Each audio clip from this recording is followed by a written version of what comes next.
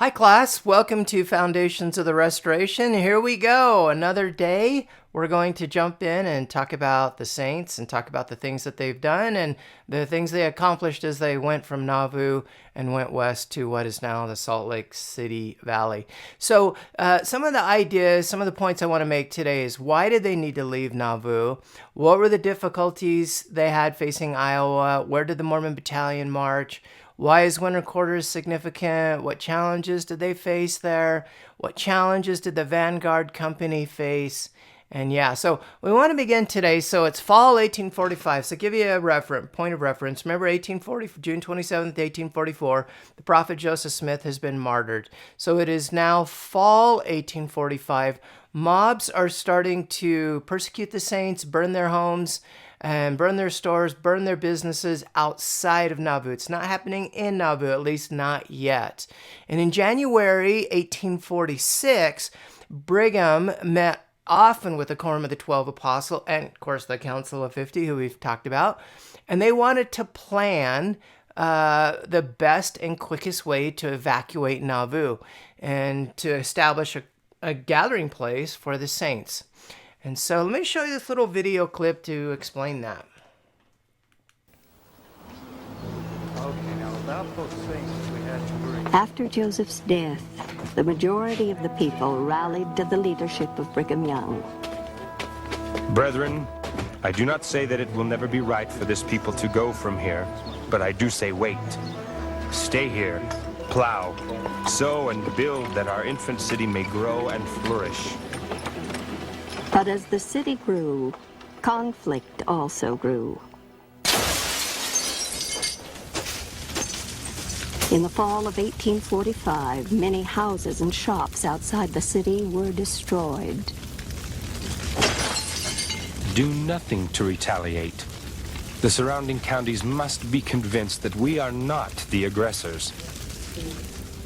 What our situation is. Troubles persisted. The city charter was repealed. Leaders of the church met with a governor's committee, and they were urged to leave the state before civil war erupted. We agreed to leave in the spring, but hastened our work to complete the temple, praying that the Lord would defend us in this place until the temple was finished.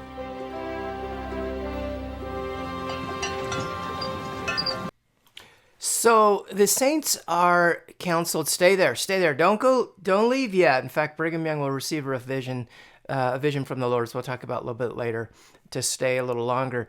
And he'll endow more saints, 295 on February 3rd. And then after that, Brigham Young, he'll count how many are ready to leave in 6 hours notice. And his concern is, one of the things he says, is all those men who are in danger and who are likely to be hunted with writs, he said, go take your families, get ready to leave and prepare.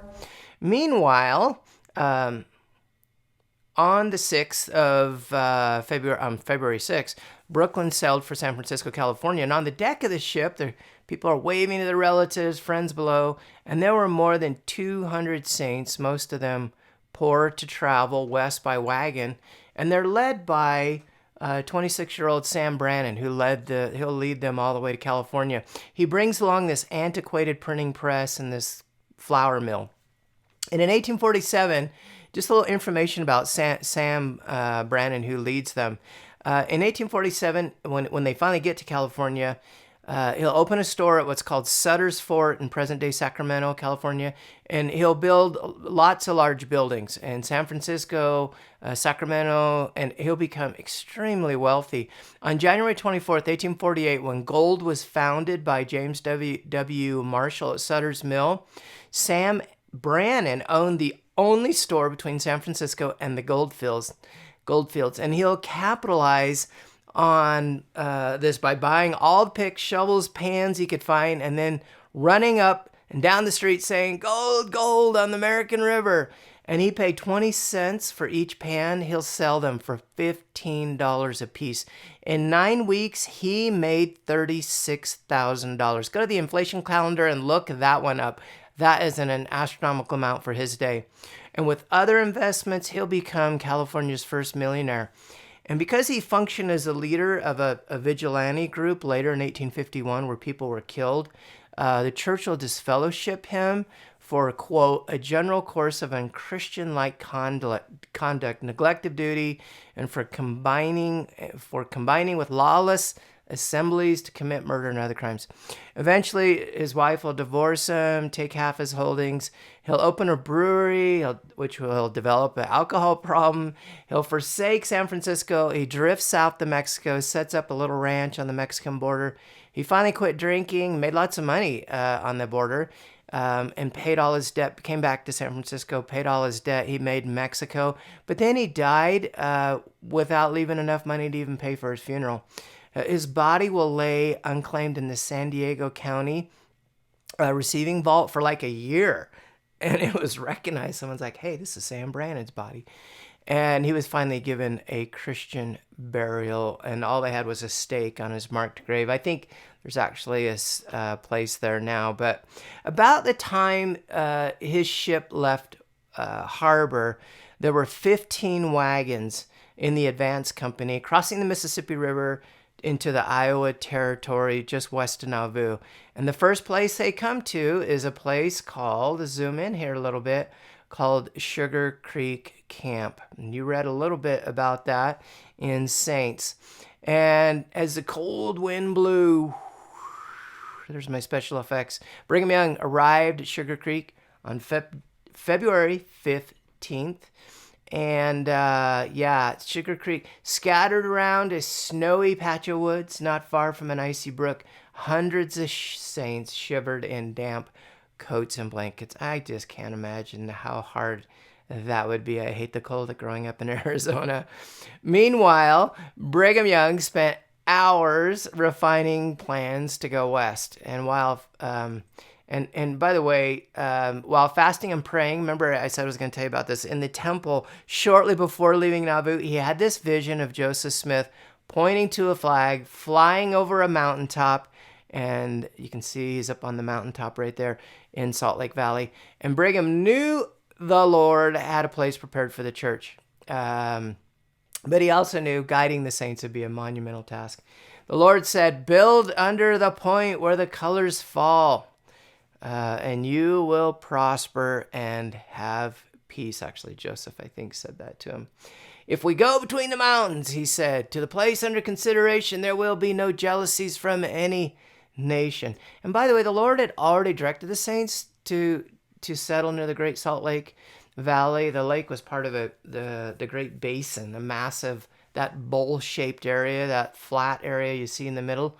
It's a region surrounded by mountains. And I read a quote by the prophet Joseph Smith, and let's just see if I can find it. Yeah, here it is. He said, I prophesied that the saints would continue to suffer affliction and would be driven to the Rocky Mountains. Many would apostatize, others would be persecuted to death, and their lives in consequence of exposure or disease, and some of you will live to go and assist in making settlements and build cities and see the saints become a mighty people in the midst of the Rocky Mountains. So Joseph said that before he died. So Brigham knows, and they're already getting reports back about this great basin. And so he kind of knows the area, but not the specifics of it, right? So as the month rolled on, temperatures start dropping, below freezing. Luckily, though, the Mississippi River turns to ice.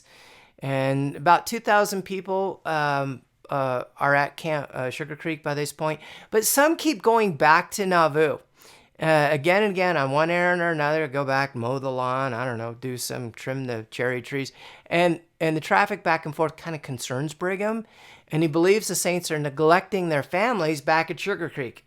They're focusing too much on the mowing their grass back in Nauvoo or whatever they're doing. And so he decides it's time, we got to get out of here. We got to move on and get away from here, even if we are under-equipped.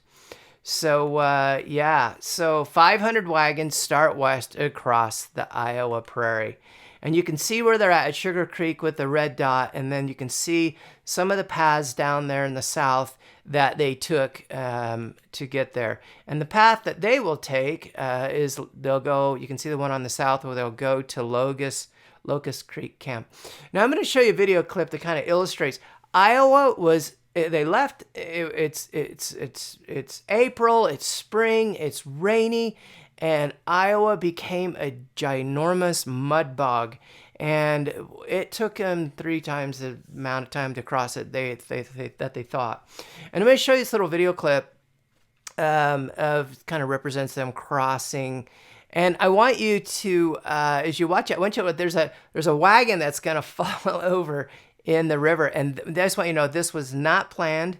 And I don't know if this is just rumor or, Mormon, church lore, but I read that the guy actually who's laying on the ground actually broke his leg, and they decided to put that into the scene. So I'll let you watch it and have fun with it.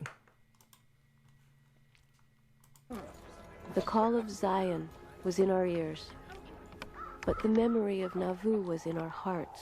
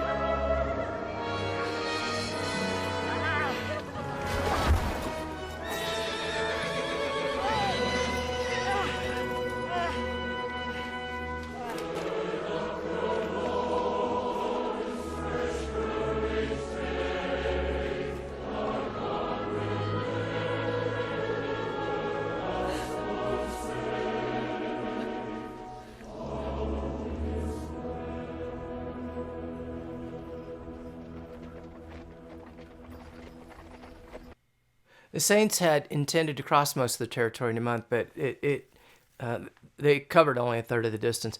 I don't know if you saw the guy in the background laying on the ground. That's the guy that was supposed to have broke his leg in the scene. So let's keep going. On the 6th of April, the 16th anniversary of the organizing the church, rain fell all that day. And Brigham spent hours up to his knees in mud, according to one journal, helping the Saints along the road to a place called Locust Creek. He was very happy, whistling. Happy as a clown. I don't know. No, not a clown. Clowns are weird. But he was happy. I can't remember what the journal said. That evening, freezing rain and hail bombarded the camp, coating it in ice. Many tents lay flat on the frozen ground. A fallen tree crushed a wagon. Some men were also out of provisions. And in the morning, William Clayton, Brigham's clerk and captain of the brass band, he found the camp in disarray. And he was up all night rounding up horses and cattle that had broken loose in the camp. And in the morning, he needed sleep, but someone in the camp received a letter mentioning Diantha, his wife, and she's back in Nauvoo, and she was pregnant. She couldn't come because she was about to have a baby, and it was too dangerous for her. So he hears word. He kept asking the Saints that would arrive in the camp. He'd say, "How's Diantha?" And finally, no one knew, and finally someone said, "She's doing great, and she's just had a baby." And that evening, William celebrated the birth, singing and playing music with the band long into the night. And then in the morning, he gets up and he writes this beautiful little hymn, we know as Come, Come, Ye Saints. My favorite line there, though hard to you this journey may appear, all is well. So he sits down with ink and paper, writes it down. The hymn's been called the Anthem of the Pioneers, and it was set to the music of the popular English folk tune, All Is Well. And I'm just going to play a couple bars of this on my harmonica. I want you to hear this, okay? And I'm not very good. I haven't played harmonica in a long time. The first tune he came up, he's like, I got to think of a melody, so he comes up with this.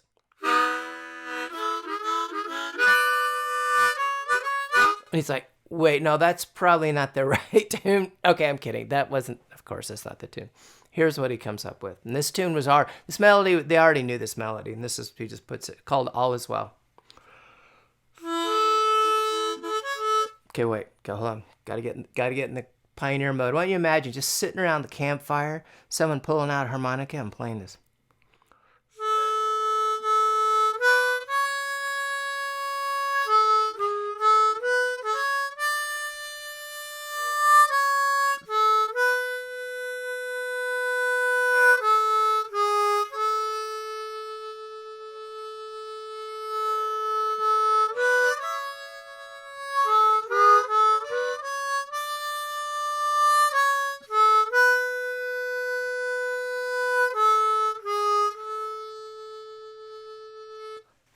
Man, that just puts me right there by the campfire with the saints, cooking s'mores. Yeah. Okay, so thank you, William Clayton, for this hymn, and let's move on. All right, so Nauvoo Temple is dedicated May 1846. Saints arrive at Mosquito Creek. Why they call it that? Mosquitoes there, I assume. Brigham Young learns that President Polk wants 500 soldiers from the church members to go and fight in the Mexican War. And so one of the questions I threw out if we were together, I'd say, what did you find most meaningful or most interesting about the chapter that you read? Well, we're not together, so we can't do that, right? So let's go on to the next chapter I had you read. And by the way, I just had you read excerpts of it. 3 days before the battalion march, Brigham stands up and he says to them, brethren, yeah, just in that voice. I don't think he talked in that voice, Brother Castillow. Maybe not. I don't know. But he says, keep your bodies clean. He said, be chaste, wear temple garments, behave honorably toward the Mexicans, treat prisoners with civility, never take life. If it can be avoided. They will have a wrestle with a bull with big horns along the way. And by the way, Brigham assured the men that they would have no fighting, right? So this is, you see the red trail. That's the trail that the 500 men that they took. You can see them. They went down through Santa Fe, and then they go on down to southern Arizona, down to the Mexican border, and then they'll come back up to the Pima villages along the Gila River. Actually, it's not Gila. If you're from Arizona, you call it the Gila. And this is the actual memorial there along the Gila River. They'll go all the way to San Diego. And by the way, after securing the Mexican town of Tucson, that's when they go to the Pima village up there and in Arizona. And then they'll cross 70 miles of unforgiving desert. And I'm assuming, if I don't know the time period, I know they finally arrive to Pima River in December, but I'm hoping, knowing Arizona, they passed a lot of rattlesnakes, and at least, and they start to hibernate in the cold. But I bet it was still warm, especially when they're down there by Mexico. Man, a lot of rattlesnakes and scorpions, and they're sleeping on the ground. I know, because I used to live there, and used to kill them and shoot them and out in the desert where I lived. Finally, December 22nd, they reach the river. By the way, up there north in Colorado, you see the blue trail right there. That is Fort Pueblo, and it was in 1842. It was made as a trading post to kind of connect the Rocky Mountain fur trade up north with the Santa Fe Trail down south. And during the march to California, 3 detachments of the Mormon Battalion soldiers, they're ordered to go to Fort Pueblo and to recuperate. So you can see their trail where they go up there, and they took some women and children who accompanied the soldiers. And then the group will spend the winter of 1846, 1847 here with some saints that had actually come up from Mississippi. And after the soldiers' honorable discharge, the saints travel together over the mountains, enter the Salt Lake Valley in July 1847, just a few days after Brigham Young. Isn't that interesting? That would have been such a blessing. Well, back at the ranch, meanwhile, as the saints are crossing Iowa, the people who live near the what they called the Mormon Trail in Iowa, they sometimes like to tease the pioneers who pass by. And Sarah Jane Staker tells this story when she's a 16-year-old convert, and she went into a tin shop to have a measuring cup fixed. And the tinner said, "Haven't you any faith to heal your cup, girl?" And she said, "No, sir, but if you'll put a handle on it good, I have faith that it'll stay on." And bystanders, they laughed and clapped at her little clever answer. And the tinner was so amused that he did the job for free. Well, Brigham proposes a plan to kind of establish a way station midway across Iowa where saints could kind of wait out the bad weather, build cabins, plant crops for those who would come later.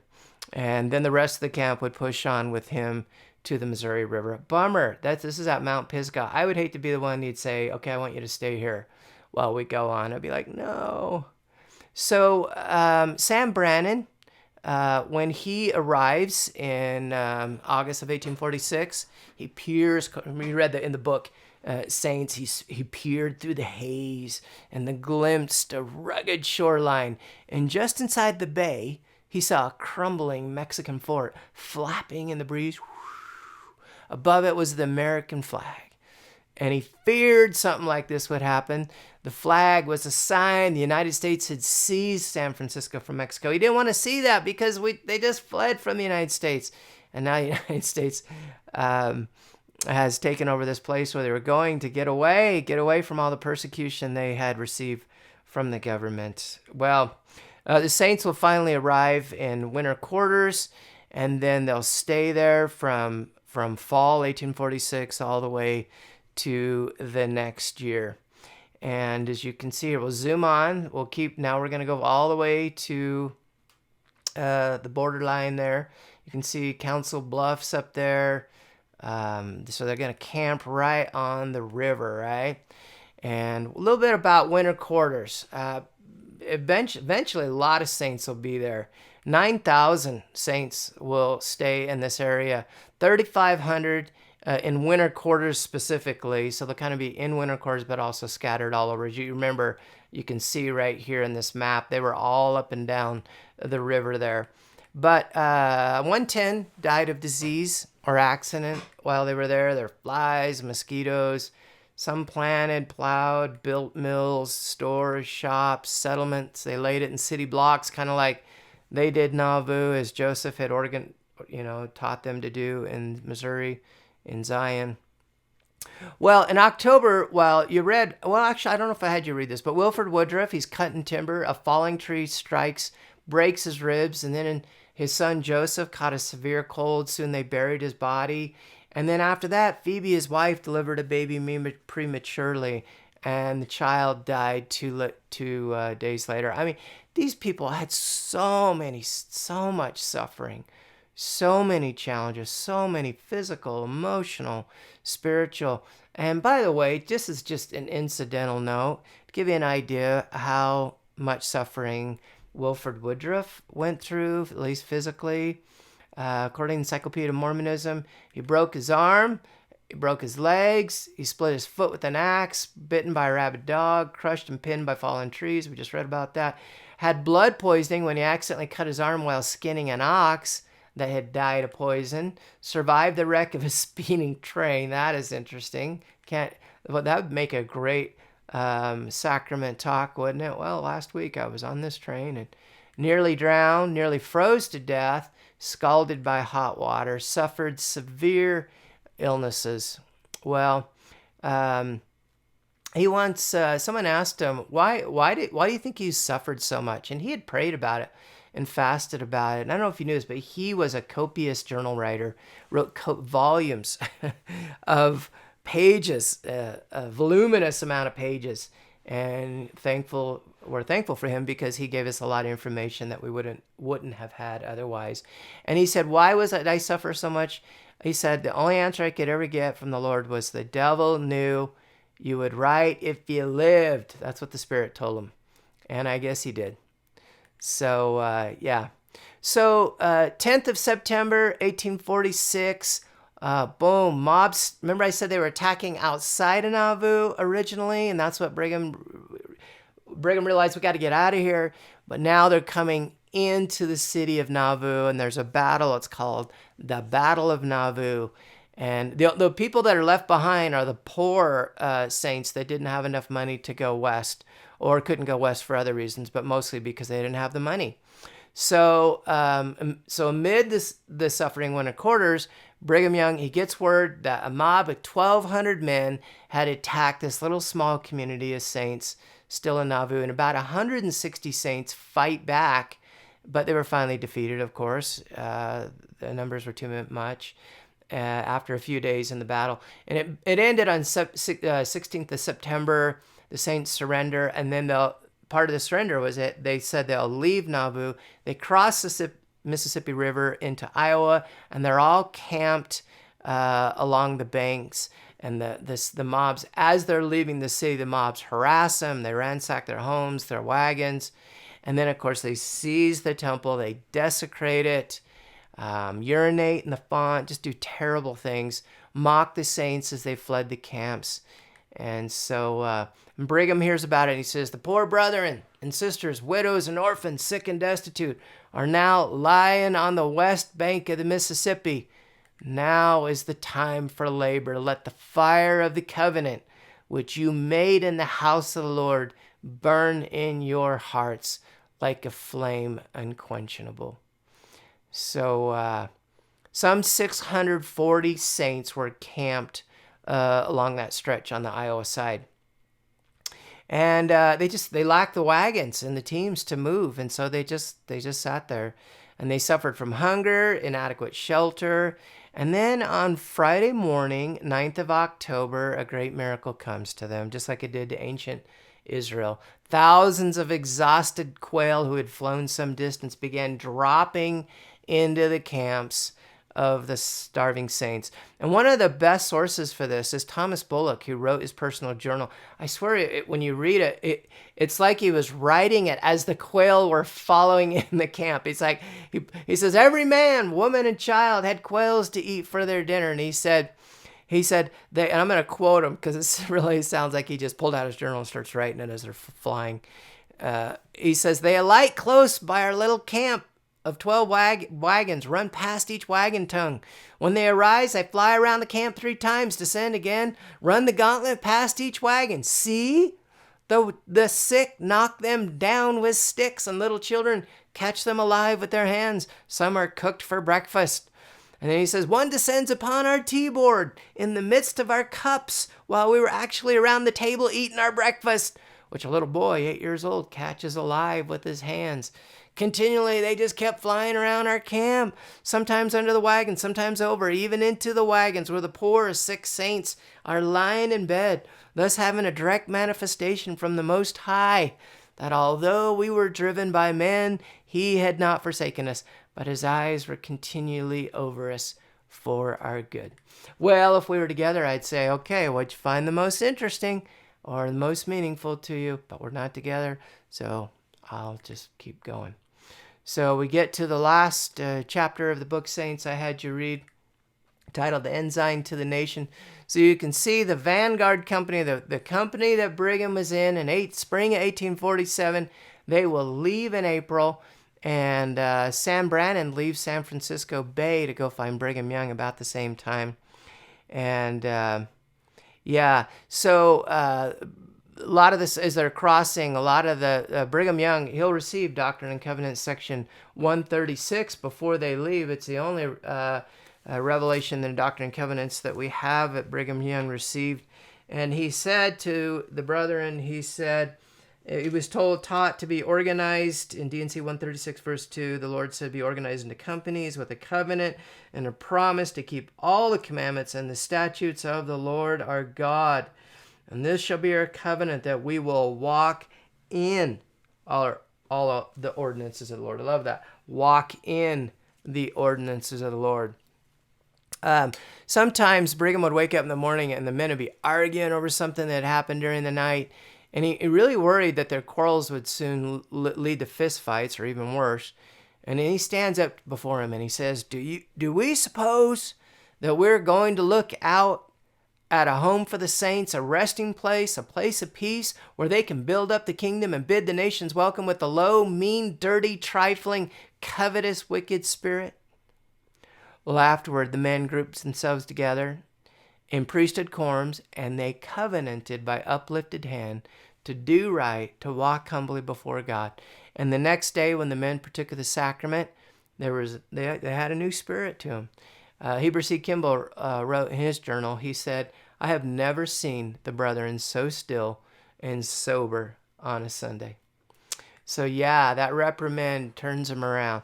Well, right about here, mid-May, Brigham Young and the Advance Company are right about here. They left April, and there they are.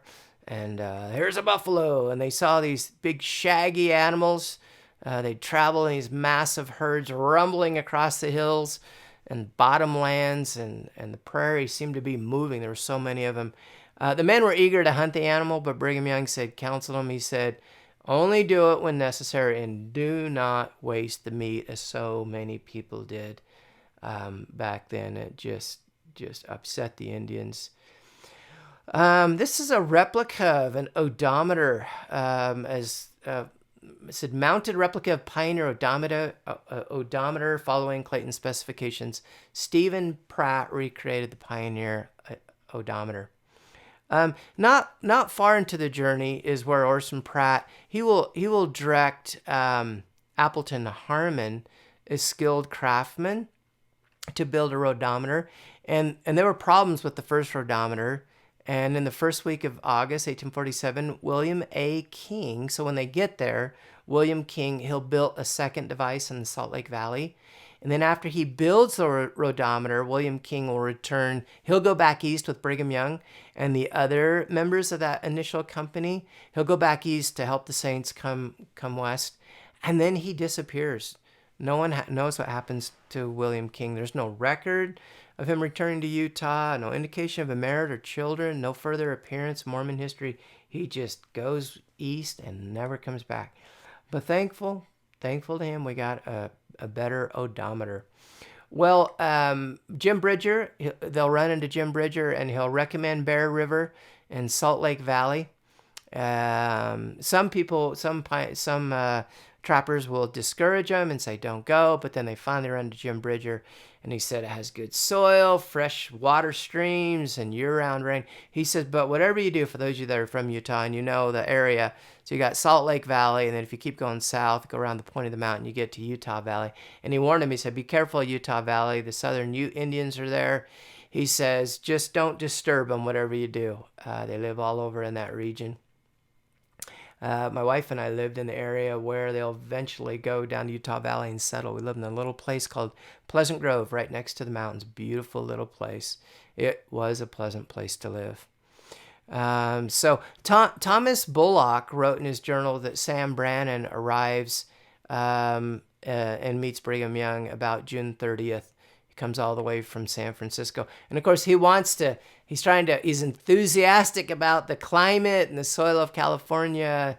And he urges company, he says, come to San Francisco Bay before other settlers come. The land's ideal for settlement. And the important men in California, they were friendly to the saints. And so Brigham listened to Sam, quietly skeptical of the proposal. And even when Sam says, there's Disneyland there, and Brigham says, our destination is the Great Basin. And so the allure of California, it was beyond question. Brigham knew what the Lord wanted the saints to do. He wanted them to gather in the Rocky Mountains. So he won't go to California. But it's a great place to go on vacation. So by July 12th, Brigham Young gets a fever, and Orson Pratt pressed on with a band of 42 men. So Brigham Young kind of has to stop because he's sick with fever, and he'll instruct Willard Richards, George A. Smith, Erastus Snow, others to continue on and catch up with Orson, who had an advance company up ahead, and halt. He said, halt at the first suitable spot after reaching the Salt Lake Valley, and put in our seed potatoes, buckwheat, turnips, regardless of our final location. Just go.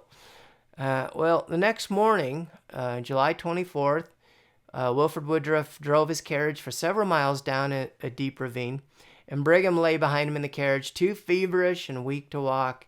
And they traveled along a creek. Soon they arrived at a level bench of land that opened to view of the Salt Lake Valley. And Brigham couldn't see it clearly, so Wilford Woodruff will turn the carriage to give Brigham a better view. And he looks out across the valley, and he studied it for several minutes, and then he said, "It's enough. This is the right place. Drive on." Well, what a sacrifice these saints had made. Let me just show you this little video clip that kind of captures that. The sacrifice he made, they made, and others that will follow in their footsteps.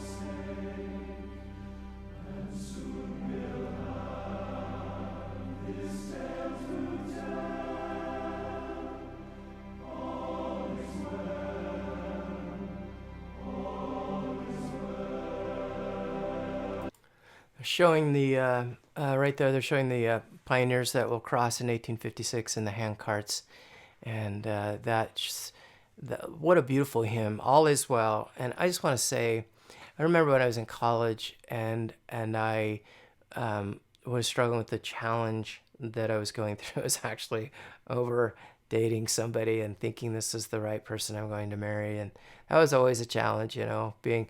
I went all through college single, trying to find the right one, and dated so many great girls, and sometimes came close to getting married. And I remember thinking, I'm never going to get married. I'm never going to get married. And I remember reading the scripture, "Be still and know that I am God." And I knew that all was well. And that, we deal with different challenges. We pull different hand carts in our day. And we all have different challenges that we face. But the same God that comforted them will comfort us. I bear witness to that's true. Well, their problems aren't over when they get to the Salt Lake Valley, because Isabella Horn said, snakes came crawling out of the ground around our houses, terrifying the children. Snakes everywhere. And when I was living in Pleasant Grove, I'd go fly fishing up American Fork Canyon. There was a stretch up American Fork Canyon that was infested with rattlesnakes. Even warning signs, don't go in this area. Never fly fished right there. And so I would suspect that whatever area they were in, there were probably some places where there were lots of snakes. But not just snakes. Mice came out of the ground, she said, by thousands. They got into our trunks and boxes, eating our clothes, falling down on us from the roof. Falling on their heads. Can you imagine falling in your hair, running over us by night, running up the sleeves and the backs and our backs? Mary Fielding Smith, Hiram's wife, Hiram the martyr, Hiram Smith. She's the same one who crossed the plains with only a wagon, oxen, and her boy and daughter, her boy who would become the prophet Joseph F. Smith. She would wrote in her journal that she would put an umbrella over her head while she slept at night in her dugout because the mice would fall out of the thatch on top of her head. So Isabella Horn said there was a variety of traps that were soon made. There was a piece of thin board about 1.5 feet long, 6 inches wide. They put it over a bucket, kind of like, she said, kind of like this little bucket right here with this little pole on it. Little grease was put on the edges of the wide part, which was then laid over the pail of water, and the mice ran to get the grease. The board turned and tipped them into the water. Dozens were killed in an evening. And then Isabella Horn said, Sister Haight bought a cat. Sister Haight brought a cat with her. I gave 50 cents for one of her kittens when it was 3 weeks old, and she proved very useful. From her, I supplied several of my neighbors with cats. By the way, 50 cents is about $16.65 according to the inflation calendar. But not just mice. Then there was the bed bugs. The timbers they built their houses were full of them. Well, I think I'm going to conclude with this story. I think I spelled Jedediah Grant incorrectly. I apologize for that, but let me just tell you a little bit about him. He will become Brigham Young's counselor once they arrive in Salt Lake Valley. They call him Brigham Young's sledgehammer because he would whip the saints into who were breaking commandments. He would whip them into shape. He is the father of President Heber J. Grant.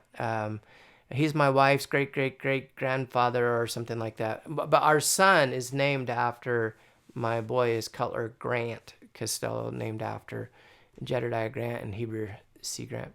So Jedediah Grant, he's a member of the Council of the 70. He's in the third company that crosses. He will lose his wife, Caroline, and their infant daughter, Margaret.